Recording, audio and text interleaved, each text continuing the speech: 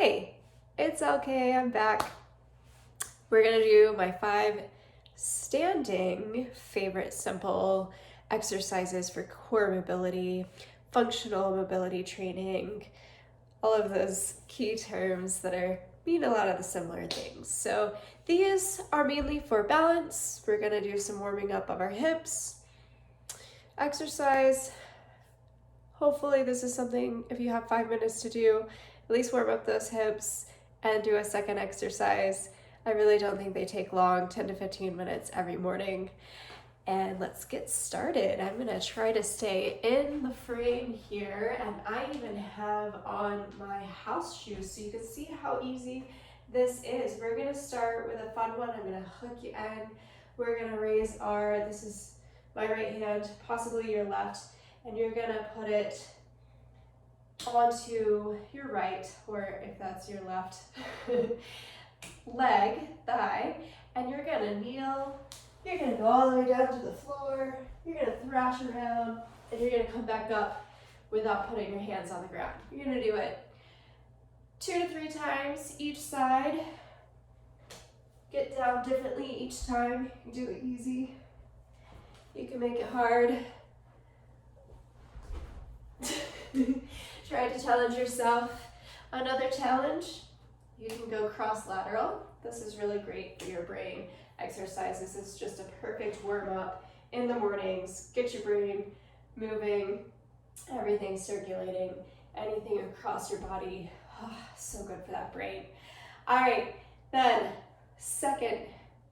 number 2, we are gonna warm up our hips. Try not to sink into your hip or to lift. So we're gonna go 5 in each direction. There are 4 directions, front to side, back to side, and then of course your opposite side. Maybe that's your right side, it's my left. Again, watch that hip. I really struggle with one side versus the other, and I'm sure you will too. That's just part of it. All right, then we're gonna pick up one leg. We're gonna pull it behind us, and then we're gonna bend. Knee stays right over that ankle, over that middle toe. So you're lined up.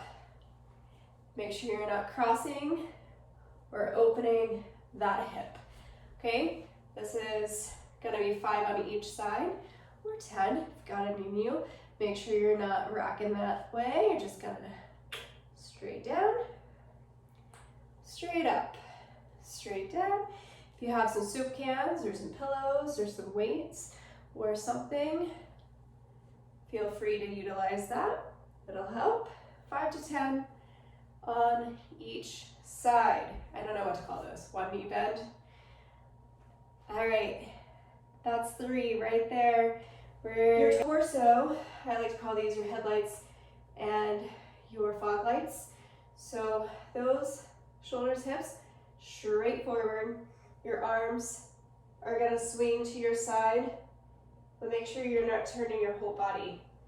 See how I keep my headlights, fog lights straight ahead. 3 to 5 times each side. Really loosening up those shoulder joints. And then sometimes I like to give a little wiggle in between. This really stabilizes and helps you figure out how to use your extremities without moving your core, which can be helpful. One more on the cheat sheet. Oh, arm reaches. This is a fun one too. It's like, it is like a dance move, right? So, blinking on 70s, disco, that's it, disco. But also kind of like when you're mowing the lawn and you've got to start, that's old school. You probably have a riding lawnmower. All right, so I feel isolations are what I really should have started with, because that's good for you. We did cat-cow in the last video, warming up those hips. That's kind of what this one's about. So you want to keep hip right over that ankle. You're gonna reach, and then keep this hip right over this ankle. Try not to scoot too much in this way to start.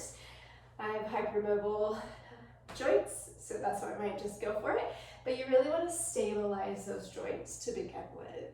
So you're just reaching 5 to 10 times on each side, just reaching and release, reaching and release.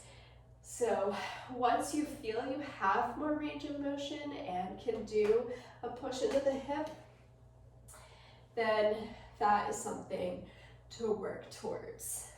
All right, those are my top 5. I didn't even make you do any squats. Look at that.